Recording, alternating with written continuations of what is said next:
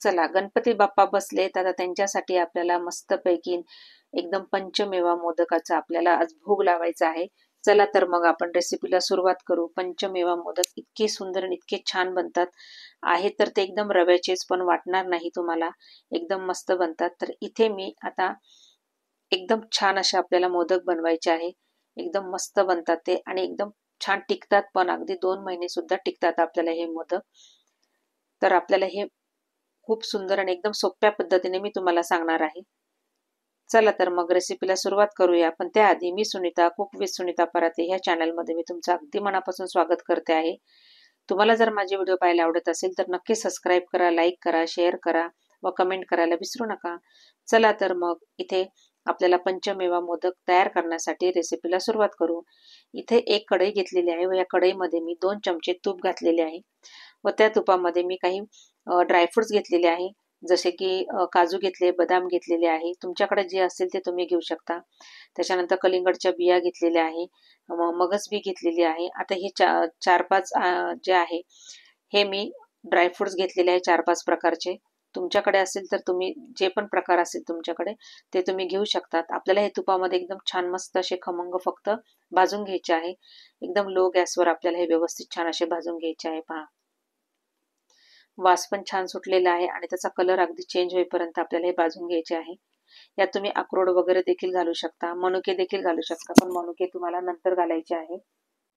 बघा, एकदम छान अगदी मस्त होतात हे.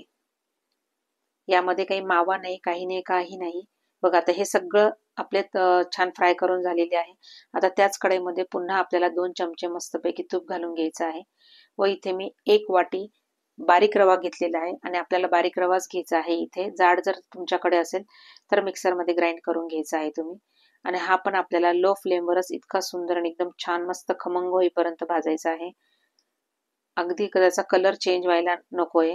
एकदम मस्तपैकी आणि कंटिन्यू आपल्याला हे हलवत राहायचं आहे व त्याच्यातल्या ज्या गुठळ्या आहेत त्या मोडत राहायच्या आहे.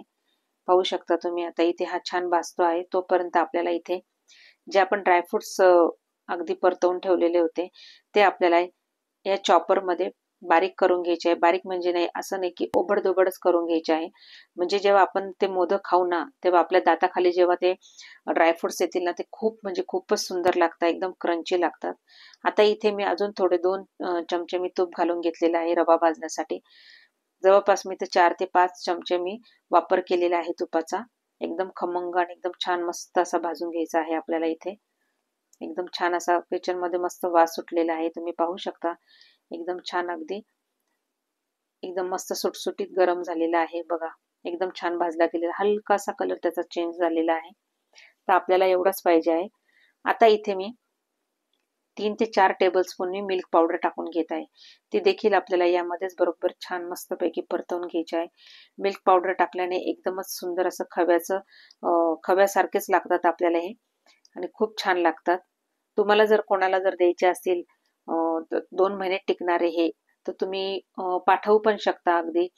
जर कोणाला पाहिजे असतील, कोणी ऑर्डर दिली असेल किंवा कोणाला तुमच्या नातेवाईकांना पाठवायचे असेल तरी तुम्ही हे पाठवू शकतात. एकदम छान होतात हे. आता मी हे सगळं गरम झालं, एकदम छान मस्त परतवून झालेलं आहे खमंग वास सुटेपर्यंत. तर मी एका बाउलमध्ये काढून घेत आहे बघा. आणि हे छान असं मस्तपैकी त्याच्यात अगदी गुठळ्या झाल्या असेल तर त्या मोडून घ्यायच्या आहे. आता हा रवा गरम असतानाच आपल्याला यामध्ये हे ड्रायफ्रुट्स टाकून घ्यायचे आहे. आता हे सगळे मस्तपैकी छान अगदी ओबडधोबड आपण वाटून घेतलेले आहे. हे सगळे मस्तपैकी यामध्ये मिक्स करून घ्यायचे आहे. एकदम छान आता मी मिक्स करून घेत आहे. एकदम आता गरम असतानाच आता यामध्ये आपल्याला पिठी साखर घालून घ्यायची आहे. आपला रवा एकदम गरमच आहे अजून, तेव्हाच आपल्याला याच्यामध्ये पिठी साखर घालून घ्यायची आहे. म्हणजे एकदम आपलं हे सगळं मिश्रण छान मस्त मिळून येईल हे. आता हे छान मी मिक्स करून घेते आहे. यात तुम्ही डेसिकेटेड कोकोनट सुद्धा टाकू शकता. तर मी टाकलेलं आहे. माझं जे आधीच्या मोदकाचं सारण उरलं होतं, ओल्या नारळाचा किस आणि त्यामध्ये जे गूळ टाकलेलं होतं ते देखील, आणि इथे मी पिठी साखर टाकली. त्यामध्येच मी वेलची टाकून ती ग्राइंड करून घेतलेली होती. आता हे जे आहे माझ्याकडे गूळ आणि खोबऱ्याचं जे सारण उरलेलं होतं ते देखील मी यामध्ये टाकत आहे. तुमच्याकडे नसलं तरी तुम्ही तुम्हाला टाकायचं असेल तरी तुम्ही यावेळेस ते टाकू शकता. जेव्हा आपण रवा गरम करतो त्यावेळेसच डेसिकेटेड कोकोनट हे देखील आपल्याला रव्याबरोबरच छान व्यवस्थित भाजून घ्यायचं आहे. आता हे सगळं मिश्रण एकदम छान असं मिक्स करायचं आहे. तुम्हाला जर वाटलं तर ड्रायफ्रूट टाकायच्या आधीही तुम्ही एकदा पुन्हा मिक्सरमध्ये ग्राइंड करून घेऊ शकता. तर यामध्ये मी थोडंसं तूप पण घालून घेत आहे बघा, म्हणजे आपलं हे बाइंडिंग एकदम छान येईल. आता हे छान मस्तपैकी व्यवस्थित असं मिक्स करून घ्यायचं आहे आपल्याला. एकदम मस्त मिक्स करून घ्यायचं आहे. आणि तुम्हाला जर वाटलं की थोडंसं होत नाहीये, म्हणजे अगदी थोडंसं बाइंडिंग कमी पडते आपल्याला, तर अगदी थोडंसं दूध घालायचं आहे. तुम्ही दुधाऐवजी पुन्हा तूप घातलं तरी चालेल, कारण तुपाने छान सेल्फ लाईफ याची छान टिकते आणि तुपामुळे आणि दुधामुळे थोडे लवकर संपवावे लागतात आपल्याला. बघा, आता इथे मी एक मोल्ड घेतलेला आहे.